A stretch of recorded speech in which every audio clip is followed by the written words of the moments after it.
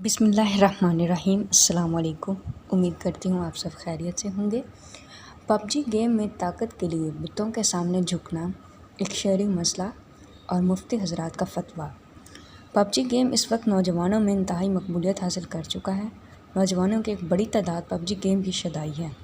ताहम जो mobile game जितना ज़्यादा मकबूल हुआ उतना ही तनाज़ात का शिकार भी बन चुका है।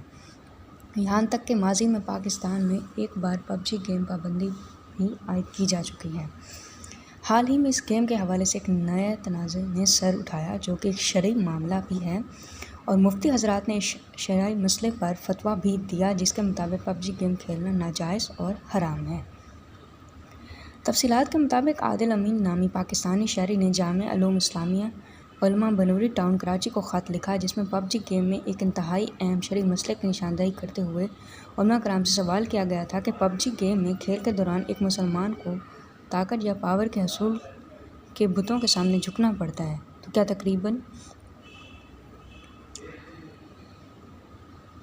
तफरीयन ये अमल मुसलमानों के लिए दुरुस्त है गेम खेलते हुए, और क्या वो मुसलमान इस तरह से काफिर या मुशरिक तो नहीं हो जाएगा और इसका निकाह भी बाकी रहेगा या नहीं।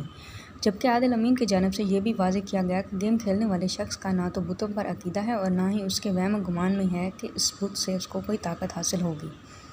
दूसरी जानिब जामिया के मुफ्तियान कराम की जानिब से वाज़ेह अल्फाज में इस अमल की वजह से पबजी को नाजायज़ और हराम करार दे दिया गया।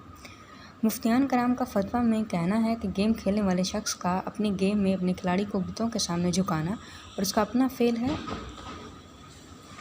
और खिलाड़ी गेम खेलने वाले शख्स का तर्जुमान होता है। इस एतबार से ये गेम खेलना नाजायज़ और हराम है।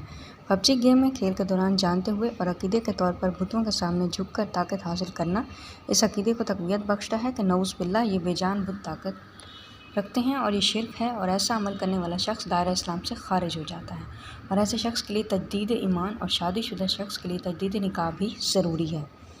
उम्मीद करती हूँ आज का पैगाम आपको पसंद आया होगा। अगर आपको पसंद आया वीडियो को लाइक कीजिए, चैनल को सब्सक्राइब कीजिए। बहुत शुक्रिया। अल्लाह हाफ़िज़।